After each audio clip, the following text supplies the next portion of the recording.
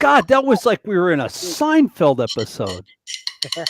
That was the coolest thing ever.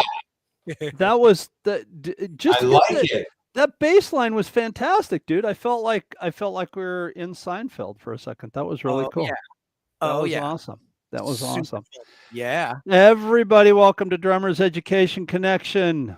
I'm here with my good friends Chip Ritter and Rick Stojak. And you What's are on up? Drummers Education Connection. Hey, man, this is just awesome. Rick is back. Rick was in Albuquerque. Rick is back with the band. The band's almost back together. Jeremy's out plotting something. I don't know what he's doing, but he's out there plotting to take on the world. We miss him. He's not here with us today, but the three of us are here. And we're going to start the show like we always do with some good things. Chip Ritter is in Tucson, Arizona. Rick Stojak is in San Diego, California.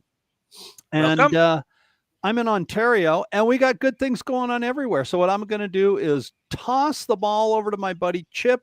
Chip, what's happening in Tucson that is good?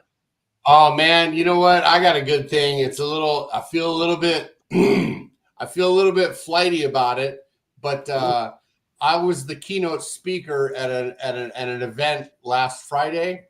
Ooh. And I spoke in front of all these people, and I did so good.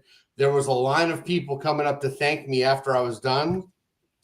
And one lady came up to me and she goes, Christopher, because I use my real name when I'm speaking like that. She goes, Christopher, are you single? And I was like, yeah. She goes, I have a friend who's amazing. She's smart. She's beautiful. She's funny. She's just amazing. You know how it's hard to meet good people. Can I give you your number or introduce you? And I was like, why don't you just give her my number? And I started texting the lady my number. And by the time I was done, she came over. She was like, Julia, come here. Julia, come here. So I get to meet this lady. We set up a meeting and kind of hit it off through text. And she's really pretty. And I'm just all Twitter-pated. You know what I mean? I'm like, woohoo! It's awesome. A female, you know. Dude, her name is Julia. Her name is Julia. That's the perfect name. And I'm gonna go meet with her on Saturday. So I'm looking forward to that. That's cool, man. She lives close to you. I think so in Central Tucson. Yeah. Nice. So that's nice.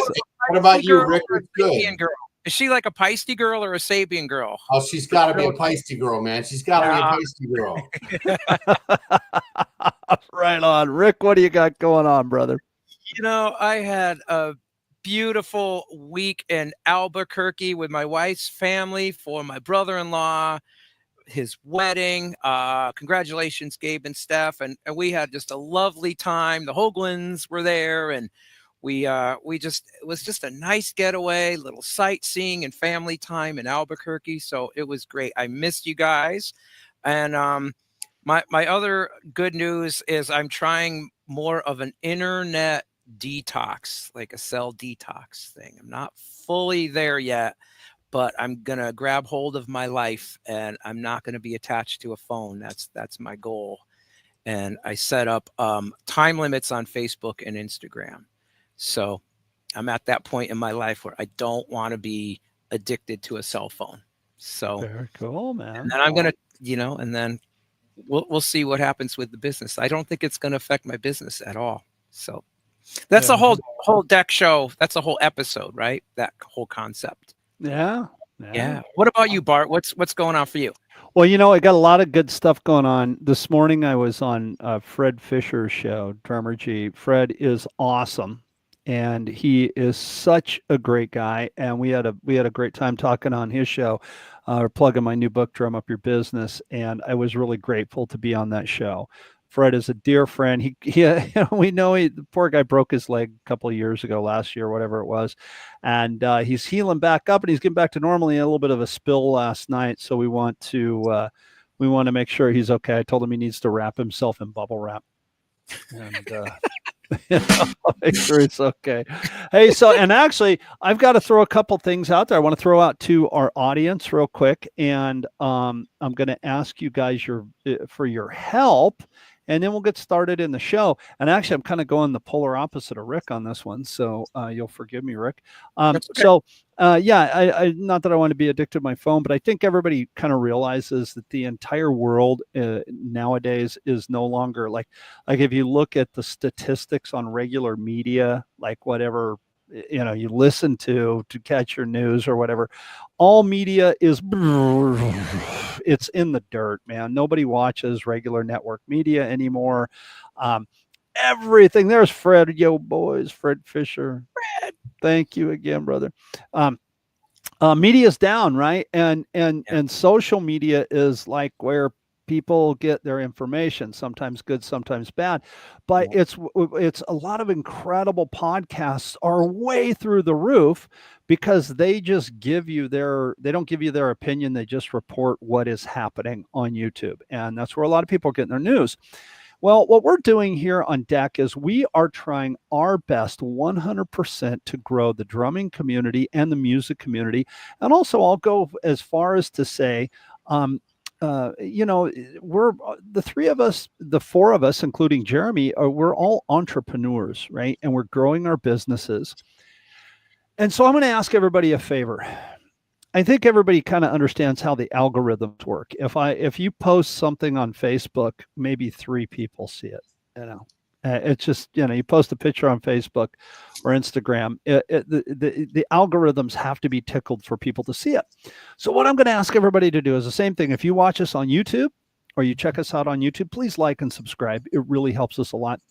If you see one of our posts on Facebook or Instagram, if you would do us a gigantic favor and share that, it would be so cool because Deck was born as a way for us to help people. It was born as a way for us to help drummers and musicians and like-minded people grow their businesses, and that's what we want to do. And everything that we do here is just to help people out, we hope anyway, through our opinions. So if you see like you see the Deck art that I put out there, if you guys would share that on social media. Fred did such an incredible job of promoting the fact that I was on his show today, and it did my heart good because here's this guy, he has me on his show. First of all, again, Fred, as I said a minute ago, thank you for having me on the show. Second of all, thank you for doing your best to promote the show so that we had some good viewership. It's greatly appreciated. So anyway, there's my good thing and my favor to ask of all of our viewers. Please share our artwork. Good stuff. Good things. Yes, Yeah, good things. We really appreciate that. By the way, speaking of Fred Fisher, an episode or 2 ago, he had on stick technique, and I recommend every drummer check that out. I've been sharing that, Fred, with my students, and I think Fred nailed it. All about the concepts of stick technique. So check that out. Did he do stick tricks in it? Yeah, he did do one thing where he had that, and somebody was holding a stick like that, and he goes, "Well, then if that's easier to do I like it. A garden weasel." Well, I've got to go watch that video. Yeah, you've got to watch that. Yep. All right. So today's episode. Today's episode is, we called it "Let's Vent a Little Bit," and we're not going to go negative. I don't think we might yell a little bit. Might be very, very negative. Might be very negative. Who knows? We don't know. We're only 11 minutes into the show. It's 11:11. It's 11:11. We're only 11 minutes into the show. Could go dark. Anyway, we want to vent a little bit, and I don't think it's just okay. We're going to vent and sit here and rant. I think what it's about also, and I wanted to go, I sent out this thing and, hey, what are we going to talk about? And Rick goes, let's talk about venting. And I was like, okay, cool. So, and if Rick says he needs to vent, that's a dark day because Rick is like, Rick's idea of venting is going, darn it. Love that. But, Shucky darn. Darn. I went crazy last night. I had 2 chocolate chip cookies, man. So anyway, that's Rick. Rick's a well, that was inspired by you. Hey, how about an episode called F That Guy, which we decided we're not going to do any swears. Yeah, we're not doing that. I think that would be awesome. No, it was, yeah. So anyway, but I think venting is something that you need to do. I think that sometimes it's like letting pressure off of something. But I also think what happens is there's a time and a place for it. And I think that sometimes you can go from venting and saying something that needs to be said to being a dick that fast. You've gone from, okay, I'm a little bit upset to now I'm just a complete jerk. Yeah. And when I say that, I'm talking to me. I've done that. We've all done that. I'm not pointing a finger. This is not a judgment. This is an observation. And really it's an observation on myself, because we've all kind of been there, I think. I think if you say you haven't, then you're kind of crazy. So anyway, and I got to vent apart last week and it was great. Fritz says. So anyway, so I think venting. So Rick, I'm going to throw it to you since you're like the most positive guy that I know. We're gonna jump in. We're gonna walk into the pool slowly today. Right? Yeah, let's do this with Rick Stojak. Let's tip our toe into the pool instead of the Nestea plunge like I normally do. Yes.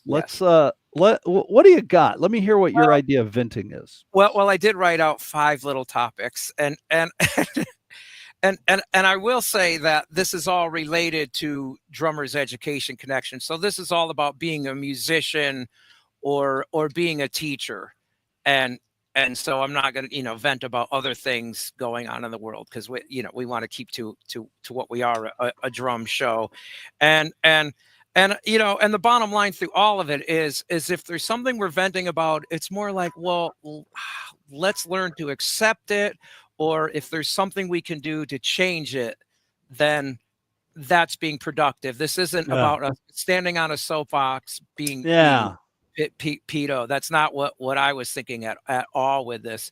And then what can we do about it? So all right, so I'll get in with my first topic. And we could split up the topics. The first one I'd like to talk about is musician pay. Gigs still pay. Yeah, gigs still pay what, 150, 200, 250.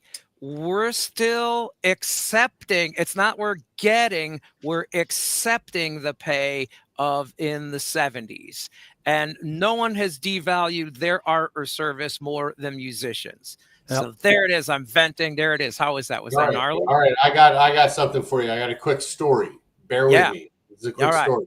Cool. A blind baby rabbit and a blind baby snake meet each other in the woods. And one of them goes, hey, I can't see anything. Would you mind telling me what I am? I don't know what I am. And the snake wraps around the rabbit and says, well, you got a big, long foot. You got a big, long ears. You got a fluffy tail. You're a rabbit. And the rabbit goes, great. And he says, tell me what I am. And he says, well, you're really long and slimy, and you got a tail, and you don't have any arms or legs, and you got a tongue that sticks out. He goes, you're a bar owner. Oh man, ain't it the truth? Ain't it the truth? Oh, I love it. Yeah. Hey man, you know what? I agree with that. I think that we've really devalued what it is that we do.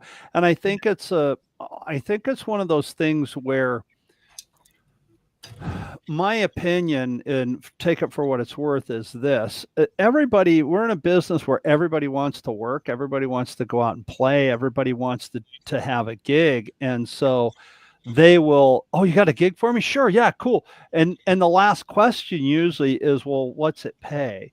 And then you show up to the gig, you schlep all your gear in, you learn the set list, you play the 4 sets, and then, and then the next thing you know, you make your 75 to 150 bucks for, hours and hours and hours of playing. And I don't think that's cool at all, and I really, and I'll go a step further. Like sometimes, you have band leaders who they'll put a tip jar at the front of the stage. I've seen this a lot where, we've all seen a tip jar on the front of the stage, and it's, Frank and the Bag of Donuts is the band. Well, Frank is the leader of the band, and the Bag of Donuts are the guys in the back, and Frank keeps all the tips. So he gets his money plus he gets the tips. Dude, if you got a band that's back there working with you, pay those guys.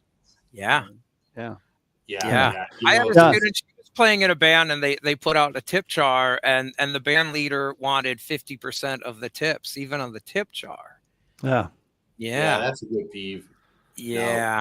Yeah. Well, in You that case, you can play 50% of the drums because I'm out. You know, and the thing that they say is like, well, you're going to get the exposure and you're going to get the experience. And I will say some of the greatest experiences of my life have been out on the road where the pay was bad. So this is true, but there's no point in starving. And um, I feel like, you know, we have to be responsible to our livelihoods and ourselves, and not just accept that. And so Well, you know, and that's you the know they other say thing about that's the other thing about kill venting. you, right? What's Yeah, that, yeah. Chip? The other thing about venting though is you don't have to fix it and find a solution. You can just vent and say this sucks. That sucks. Right, It really right. sucks that they don't pay bands what they're worth. You know, Yeah. they pay bands Right. in Tucson, Arizona. They pay bands exactly what they paid in 1980. Yeah. It's been Yeah. over 30 years now. So, Yeah. but Yeah. you know what? I have heard stories from Texas that the tribute bands are making some cash. So They're making tribute some cash. bands seem to be the nugget right now with the bands that are making the money. Yeah, they seem to Regular be the cover way to bands, go. no. Original, no. But a tribute band, Mm-hmm. Art Yeah. got this dialed in. You know, you have Yeah. your Bob Seger tribute band thing. That's really, really smart. We've been really lucky because one of the things, you know, I guess as a plug for my group, we do 3 shows. We do our original show. We do like a lot of Southern rock's greatest hits, like Allman Brothers and stuff like that. And then That's my favorite one. oh yeah, man, come on. That's great stuff. And then we do the Bob Seger tribute show, and Sam has this thing that he does at the end of the show, saying just what I said, but in a more entertaining way. And then he does this little joke, and 9.5 times out of 10, we get hired to come back and play our original and our tribute show. And at the tribute show, we sell our original merch, and it's Sam Morrison Band Presents, Turn the Page. So it's a really cool thing, and it's worked out really well. It really has. And it's a different demographic. And the other thing too that he says, and I'm really proud of this, like, you're not going to come see us and we're dressed up in clothes from the 70s and wearing wigs. We're the Sam Morrison Band, and we're up there doing a tribute to the music. And the money's good, and I'm very grateful for it, and I'm very thankful for it, and we work incredibly hard at it. So yeah, it's something I'm really proud of. It's a great band. So Bart, yeah. when you tour with that Mhm. band, you'll go out for weeks at a time. Yeah. Will it just be Sam Morrison every gig, or will it be like one gig's Turn the Page, doing the Seeger, and then the next gig is Bob doing the originals, and then the other covers? Is it like all mixed? It's mixed. It's mixed. So I mean, our bread and butter is the Bob Seger thing. Yeah. But there's many times, and when Greg sends out a he calls it the gig alert, and it's an Excel spreadsheet, and it has everything. The guy's so organized and so awesome. It has the date of it has departing dates and returning dates as well. So it'll be sandwich, departing on this date, travel day, and then the name of the venue, and then the date of the show, and then it'll have either the TTP is for Turn the Page, or SRX is for Southern Rock Explosion. And that would be, it's 3 shows, but we do those 2 things. So we know what it is. The band knows what it is.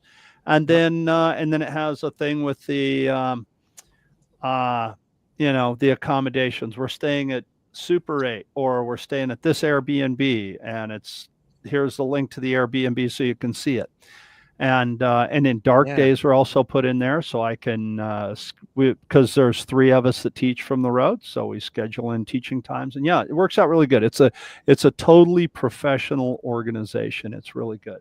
It's really totally, and I think it's just brilliant because you might be in a certain state and you're looking for another gig, so you don't have to drive 5 states away, and you have 3 options of what you can book. Mm-hmm. So that must keep the band busy, so you don't have these off nights. So when we're out, like when we were out from February into March, we were 3 days shy of a month, and I think there was like 4 dark days. We worked all the time. We were working. I can't put into words how grateful I am for it and how thankful I am for it. And it's something that I hold really near and dear to my heart. And it's something that I take with great pride, number one, and I defend with great pride as well. You know what I mean? It's something that I defend it, I guess would be a good way to put it. I don't know. Well, so I want to kind of maybe twist this into this. A couple of weeks ago, I think it might have been last week when I was in New York. Rick, you weren't here, and we did Have You Painted Yourself into a Corner? Was that last week? I think so. Yeah. Anyway, the topic was, have you painted yourself into a corner? Week before. Okay, a week before. And we were talking, and I brought up about the tour that we were just on. It started in Texas, and it went all up through from Texas all the way up into Michigan and back down into Ohio and Kentucky. And then we came home, did some shows on the West Coast, and then we just went back out and did the Indiana, Ohio, New York. Well, when we came back home from the West Coast, to kind of recap, our in-ear monitor system, we left all of our gear in Nashville at Sam's son's house. And when we came home, we did the show with our what we call our B rig, and we didn't have our in-ear monitor system. And so because of our in-ear monitor system being in Nashville, we're so used to having this perfect world, right? When we walk on stage and it's just perfect. It's for each one of us individually. We run our own mixes. It's push button, it's go, it's fast, it's everything.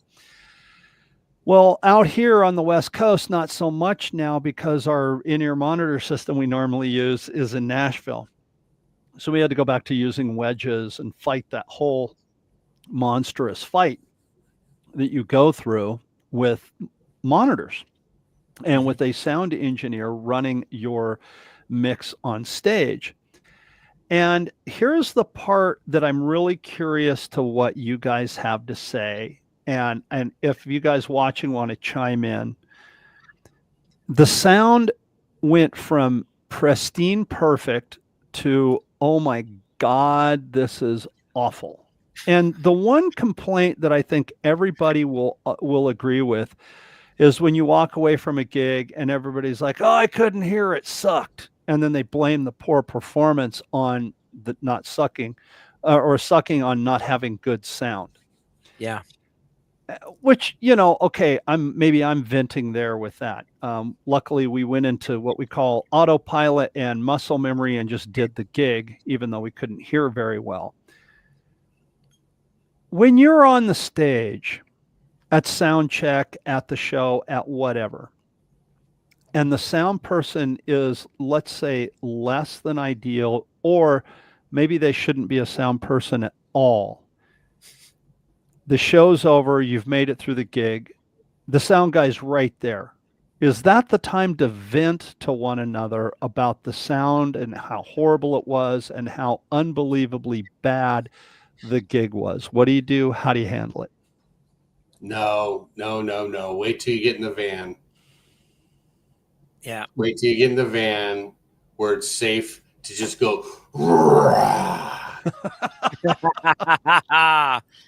Yeah, absolutely. You want to keep the positive vibe, and sometimes it's best to even wait the next day because I've had lead singers vent on stage in the mic, and I Yeah. was just like, "Oh no, No, oh no." yeah. not cool. Not cool at all. There's Yeah. video of many famous people venting. There's like a compilation of them on YouTube where you can see Elton John screaming at the tech, and then Billy Joel is yelling at the guy through the mic and stuff. And I was like, "Oh my god, oh no."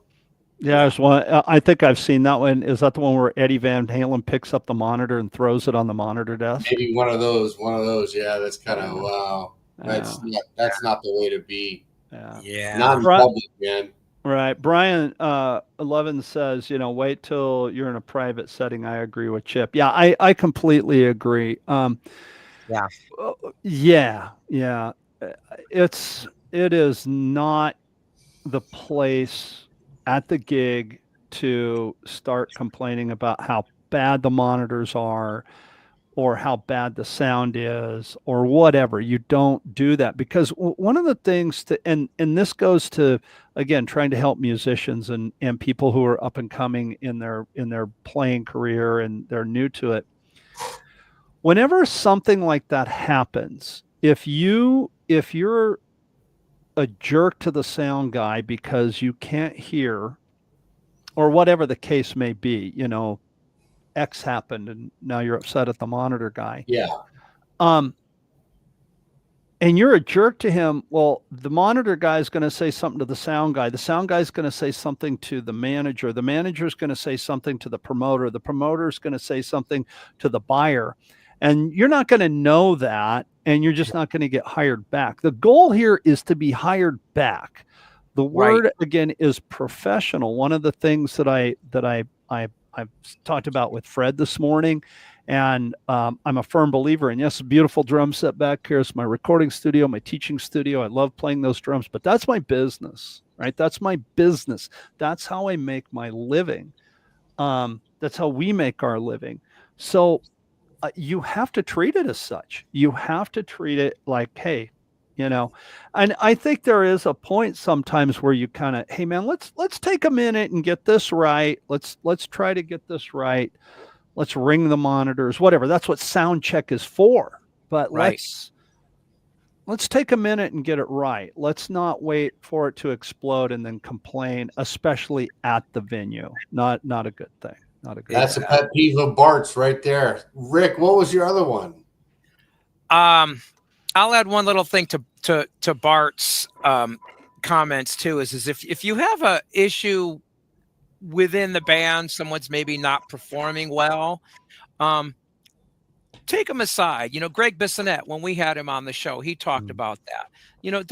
Don't scold them or call them out in front of everybody in an awkward position. Put them on blast. Yeah. Make sure everybody's rested up and not tired. But definitely if someone's had a drink, don't get into their performance and, take them aside, talk to them, see, hey man, is there anything I can help you to do with the performance? Because you were, you might've been rushing the chorus maybe, and that kind of thing. So just being really, really understanding and diplomatic with people all the time. And hey, look, that's hard to do. So when I say this, when you said that, I mean, I'm just being honest here. I've had times where I wasn't diplomatic about it, and I'm ashamed of that, because then that comes back to my professionalism. Well, you're lowering yourself to the level of that person or that situation. Don't do that. And I've been, dude, believe me, been there, and it's not something I'm proud of, but I learned from it, I hope. Yeah. So. I mean, so everybody learns a different way. We know that as teachers. Some students require a good pat on the back to get them excited, enthusiastic, and say, you're doing a great job. And then they move forward, maybe even if they did okay job, but at least they're like, hey, you're on, there's something positive about that we can emphasize. You're a little better than where you were. So let's emphasize that. Some people really respond to that, and they're going to really achieve great things long run, compared to the you suck, you didn't do it right. Some people might respond a little bit better with a little harder edge. For me, I always do well with people who are encouraging, you know. Yeah. And so, all right. So my second thing was songwriters taking all of the money, and this does sort of fit into musician pay, where a songwriter, let's say they're a solo artist, they wrote the material. You're not an equal band. They're making all of the money. You know, if there ever is any money, let's just say there's some on the songwriting, right? If the song is performed, they're going to get on the radio or television, they're going to get the money. It's their name, perhaps, right? So Yeah. really, that fits into you're a hired gun for them. It's almost like you're an employee. And I think a lot of times songwriters are like, well, you're lucky to be in the band, but Yeah. we're not promoting something. And this really goes true for drummers. So I just think drummers should and all bands should kind of get an agreement, if it's original music I'm referring to here, Right. that how is the money going to be split? Was I there as a drummer to help create the song? Did I pay for the rehearsal space? Did the song that you write happen because I was laying down a drum beat? Well, then I feel that's worth songwriting credit. So Ooh. go ahead. Yeah, Go ahead. I got some too. Chip, you first. Yeah. You know what? That was a pet peeve of mine for years. Actually, a cause of very, very deep resentments, not just a pet peeve. I remember being in bands and helping arrange and write lyrics to stuff that was taken credit for. And I remember going, wow, dude. And I just had a lot of trouble with that. And that's one of the reasons the Chip Ritter and the Bipolar Bears CD on Apple Music came out, is because it was music that I helped pay for, that I wrote, that I produced, that I arranged. And I gave four-way credit to everybody playing on the song because I fundamentally believe in that. You know, James Brown's drummers made his music happen, and they weren't paid anything from the royalties. Yeah. I had, I don't know if you guys have read Kenny Aronoff's book, Drums, Sex, and Rock and Roll. It's an amazing read. And just the other day, we listened to some of it while we were on the road, on the audio version of it in the truck. So it's like the second time I've heard some of these things. And then also the movie Sideman with it's got Liberty DeVito in there and stuff like that. So I may be using them as a due north, but this is how I feel. You know, I agree. Somebody writes a song and they write a song. I wrote this song and it's song X, and I bring it to the band and we put it together.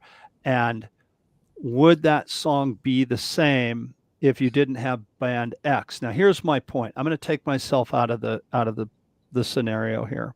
Okay. I'm going to give two very famous ones. And the first one is Kenny Aronoff. And he even tells the story. John Cougar would write songs, lyrics, and a couple of chords or whatever, however he wrote it. And he came to the band and he had all these records like LPs, and he'd say, I want you guys to learn these songs, and I want you to listen to these songs, and I want you to figure out what made these songs hits.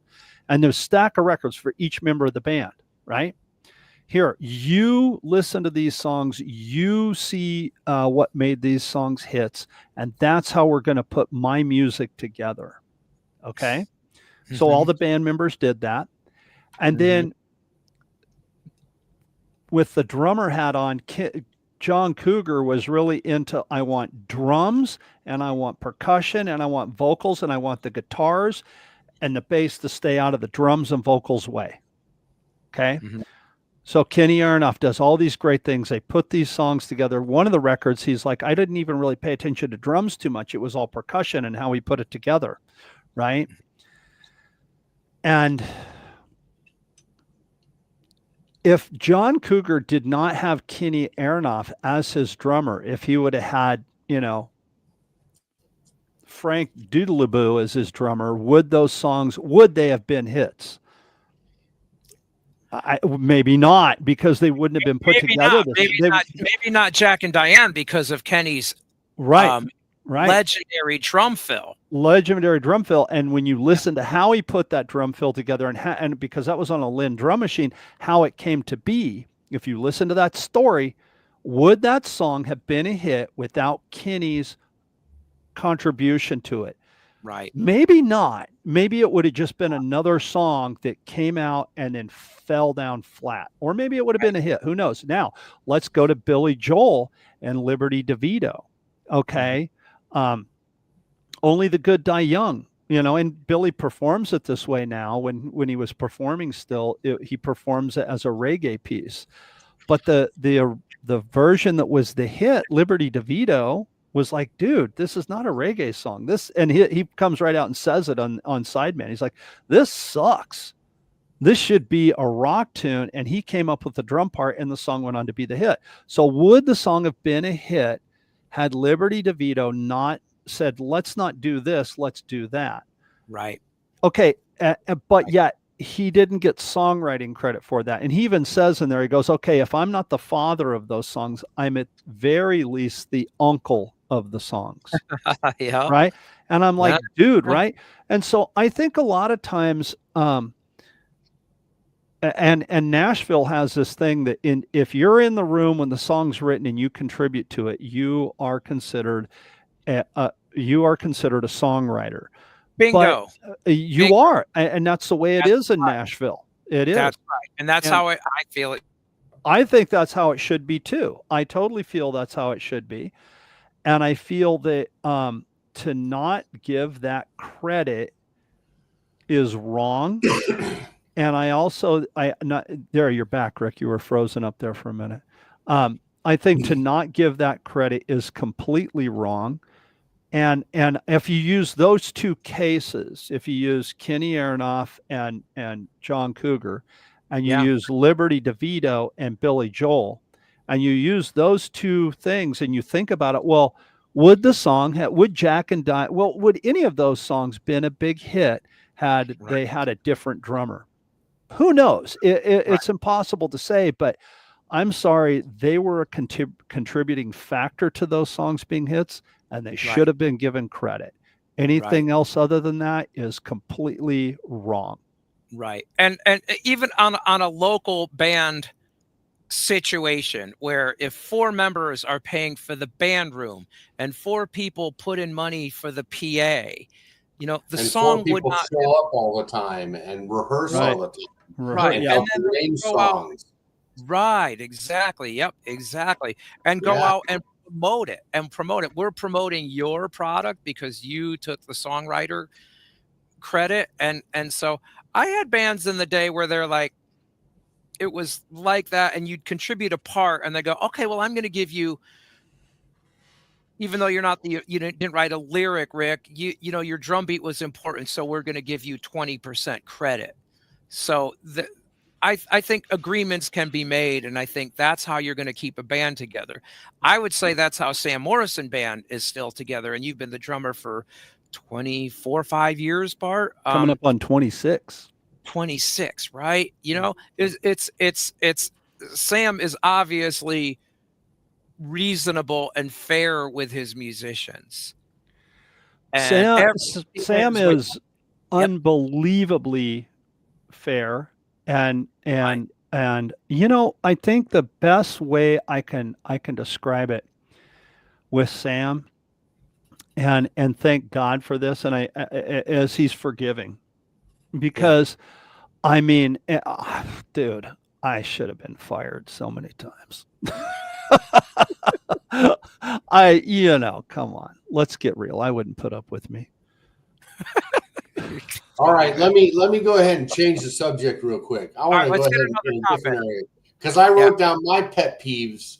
One of them on the top of my pet peeve list was you're in a band, you're doing a show at a club, and you've got a set up, and there's like 3 bands, right? The opening band starts playing, they do the thing, they get done, and the drummer is hanging out talking to people rather than breaking down his drums. Oh yeah. I hate that. I hate when that happens. That's That's my pet peeve there. That's a pet yeah. peeve. We're yeah. not supposed to swear on the show, right? All right. Get your shit off the stage, would you? Move it along. Get off the stage. Yeah, man. I had that happen recently on one of those shows here on the West Coast. We had an opening act, and the opening act I'll give you 2 comparisons, dude. You got to check this out. So we had a band out here that opened to us, and oh my God, dude, these guys, they went on late. Okay. They were supposed to be on, let's say at 7. They lollygagged till 1:15. Then they were supposed to play a 45-minute set. The manager went like this, okay, one more. And the guy goes, no, we got two or three more songs. And they kept going. Well, they didn't cut power on them. So we get on late. And then when they get done, the drummer's up there taking his cymbals off, putting them in the bag. And it's like, dude, you were already 15 minutes behind. Would you get off? And I'm not going to say anything to the guy. That's not my place. I let the sound people handle it. Finally, they did, and they got him out of there. I absolutely hate that. Now, let's fast forward to last week in New York. This was really cool because we were in our saxophone player's hometown, and he not only had all of his family there, and he reminded me of you, Rick, because his mom's 90, coming up on her 90 or 91st birthday. Mm-hmm. Reminded me of your mom. You know, they're real tight, and she was there, and it was really cool that she got to see us. And the band that opened to us, dude, this was one of Carl's buddies' band from back in the day when he lived in New York. They've been together for, catch this, 40 years. Woo! They were so good. They were so awesome. And these guys were total pros, man. They got up there, they did their sound check, they did their gig. There was no complaining. These guys were just friggin' awesome. And then after the show is over, the drummer just takes his drums off, puts them backstage. He's taking them apart backstage. He was really fast, and him and I got along great. I went over and told him, I said, dude, you guys are total pros. Thank you so much. So there's the polar opposite, you know. Yeah, I agree, man. Get off the stage. Let the next band come up. There it is. Can I mention my second pet peeve? Please. This is a secondary pet peeve of mine. Pop metal hardware, where you have the cymbal stand where you tighten it and it strips out because it's made of this cheap metal and it's like planned obsolescence. I hate that. I hate that when students are like, hey, this hi-hat's broken. I'm like, well, it was designed to be broken because it's a $45 hi-hat stand. Yep. I don't like that. I don't like that either. I don't like that either. What about this? You're in a band and your gear's always breaking down. Every show. Had a guitar player once. Every gig, every other gig, something would go wrong. Every gig. Yeah. That's a bass player like that. He could never dial in his sound. It was feedback every gig. Yeah. It was rough. Yeah. Pet peeve. That's a pet peeve. What happens if every third gig my snare drum stand just collapsed and the drum fell off the stand? I don't know. Would somebody say something, or would somebody have to say something to me? Or would I incompetent? Yeah. Deemed incompetent. Yeah. I like the venting show, guys. I think this is kind of fun. You know what? It's a safe place. It's a safe place. Yeah. I think. What else, Chip? Yeah. What else? Your pet peeve? I've got 2 more that I wrote down. One wasn't really that big of a pet peeve, but the other day I saw a Snickers bar said pecans on it.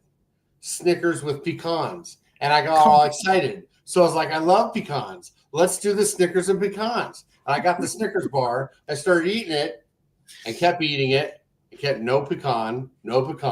I got done. The second part of it, I was really upset about that. The second, of course, things happen in the production line. I'm sure it was a mistake. There's probably 5 pecans in the next piece of this Snickers bar. And I kept eating it, and no pecans in the whole bar.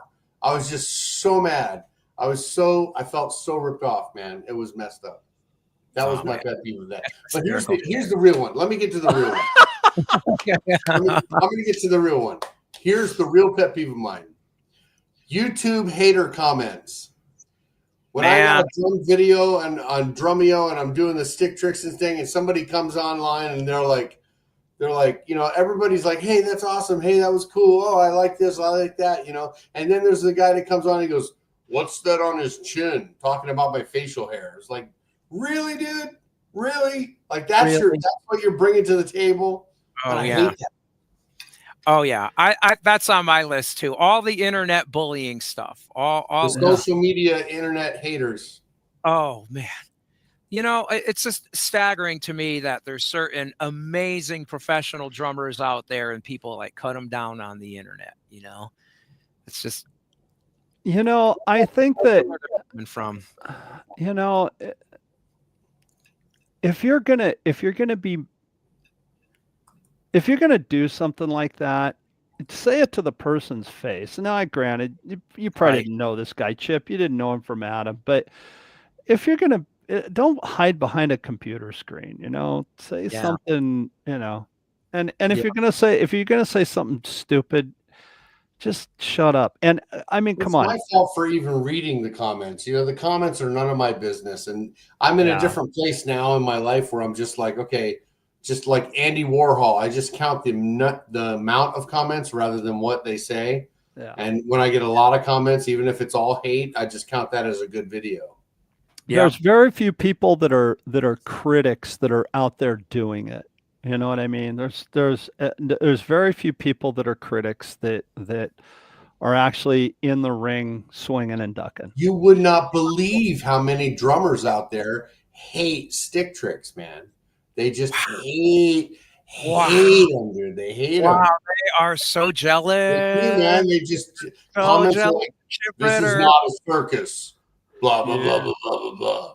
That's look what Brian Lovins just put. He said, it's insecurity on their part. Haters just need attention. And I totally, dude. I mean, they're going for attention. They're trying to say the most hurtful thing they can say to get you riled up so they can just be talked about.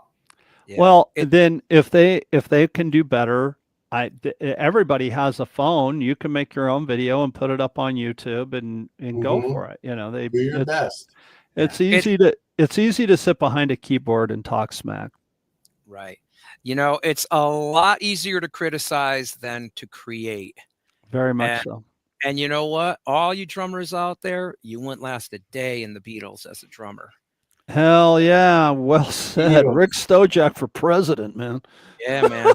Yeah. And I tell you what, and you know what, on Chip's behalf, I can get up on stage and play the most, technical part with nested quintuplets and double bass and go crazy, and everybody sits there and looks at me. But the second that I go like this, you're the best drummer I've ever seen. Yes. Oh my God, that was amazing. People hear with their eyes, dude. Yeah, they love it. And I would rather play and do a gig and then sit on the internet and talk about how other people are doing poorly. That's probably why those people don't have gigs. They're just, there's a long story behind where juggling my drumsticks came from. But on the cruise ship, I'm watching Buddy Rich videos all day. I'm working on my chops. I'm doing these amazing solos and getting crickets. And the band leader was like, maybe you should change it up a little bit, because when it comes to the drum solo, he's giving me a drum solo every night, and I get to pick what I want to play. And then one time I started doing the drum solo, and people were just like, "Oh, well, let's get another beer." It was like, whatever, it's intermission time. And so I ran out from underneath the drum solo, and I started playing the whole bar like I had seen Uncle Dave play. And I started hitting on the tables and running around and hitting on the underneath of the table, and while the band kept time with the bass and guitars, and they ate it up and they loved it. It was amazing. They thought I was amazing just because I was out there and active and in their face and moving, That's part of what the visuals do is they engage people. Right. You know what, man? I like to play for the audience. I feel like the audience is my boss. Well, of course, the person paying is really the boss, but I feel like the audience is the boss. I listened to an interview, Ray Luzier. He was talking about playing with David Lee Roth. And David Lee Roth was like, come on, man, Ray, get into it. Go wild, go wild. You know, they're paying to see you too. David Lee Roth wasn't intimidated by a drummer who's going to spin and do a garden weasel and juggle, you know? And you know what? And if you're a singer and you don't want to get shown up by the drummer, well, you better figure out how to outdo him. Now that's a band I'd like to see. I'd like to see who's like putting their A game on to give the audience the best performance. So there's this drum laid back drummer, like, oh, look at them. They look like they're effortless. I'm watching them going, you know, they're putting me to sleep, man. I want to see a show. I want to see Chip Ritter. I have a drum student of mine, a friend of mine that let me sit in with his band, and I kind of critique. He asked me to critique him, and I said one of my critiques was when you're playing, you're looking down at your left shoe, and you have a grimace on your face. And so when I'm watching you, I'm not sure whether your stomach hurts or something. What's going on? Something wrong? You know.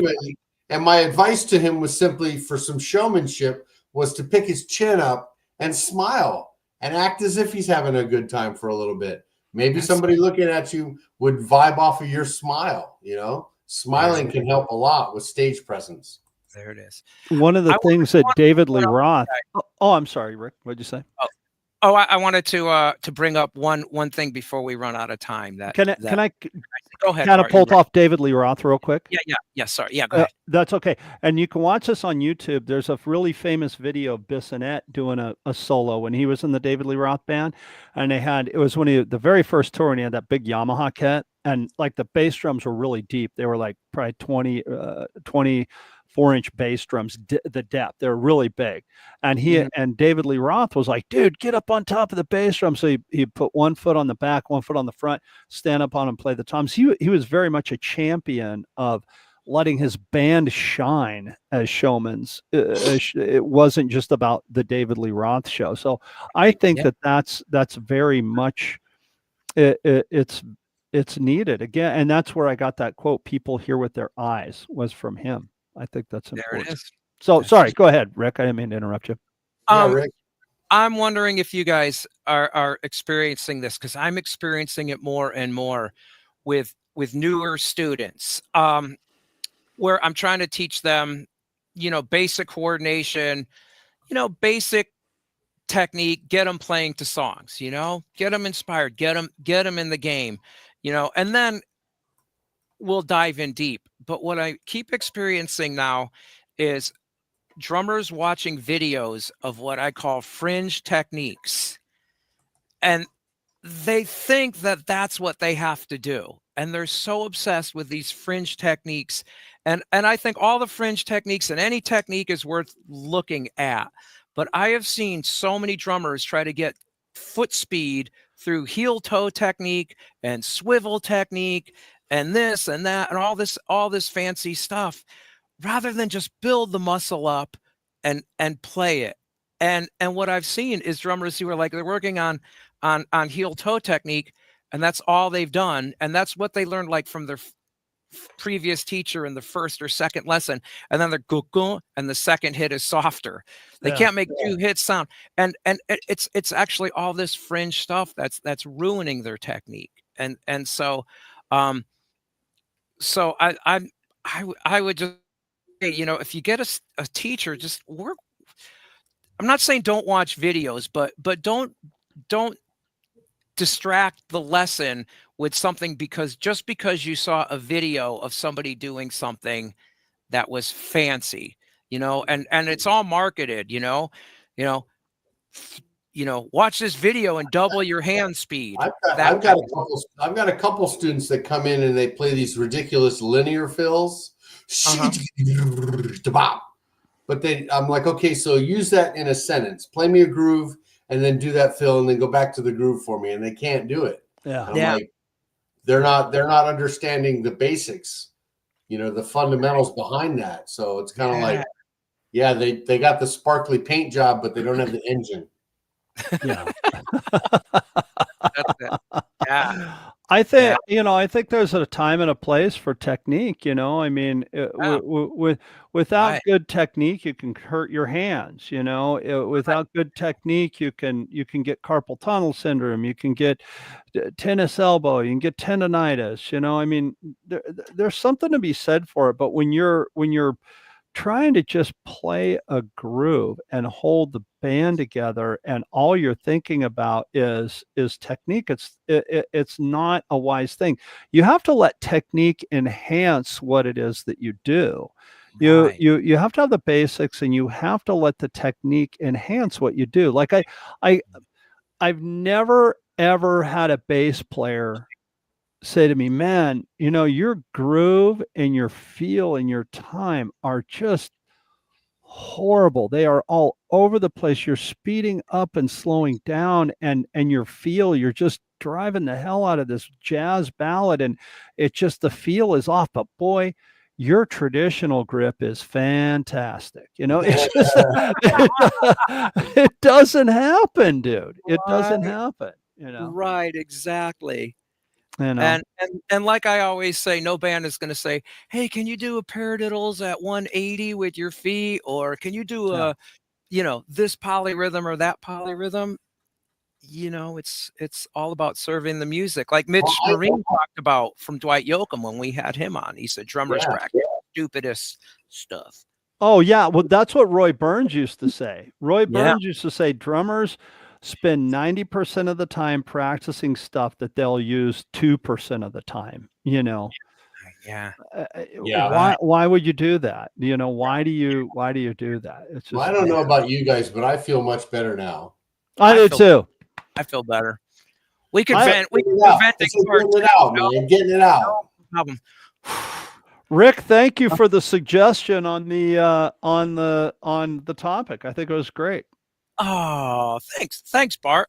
I think we made it fun, and I do really four more of these shows. Yeah, we should keep these. We should keep these going, and it's more of like we're looking for solutions. I think all of us, that's what we were doing, is what's the solution to these things? Yeah, that we're, and collectively we can all figure it out, because we are a community of drummers. Totally. People. Yeah. All right, everybody, thank you so much for watching. We had a good amount of people watching today live. That was really nice, both on YouTube and on Facebook. And so thank you so much for being part of the community. Brian Levin's already tapped out. He goes, hey, guys, thanks so much. Had to go already. But everybody, man, Lindsay, James, thanks, Fred. Lindsay, James. Yeah, thank you guys so much for watching and being part of this. I won't be here next week, but Rick and Chip are going to do a show on Pringles potato chips. What is better, Ruffles or Pringles? And so that's going to be their topic for next week. And we're going to take Pringles cans and put seeds and beads in it and show you how to make a shaker. Hey, you know what? I've got a Coors beer can up there that is a shaker. And the only reason I bought that one was because I'm from Colorado. So, nice, but it sounds really cool. So it works. All right, guys, have a great week. Chip and Rick will be here next week. And in the meantime, hey, Rick, can you give us a little bit more of that Seinfeld thing? You betcha. Here we go.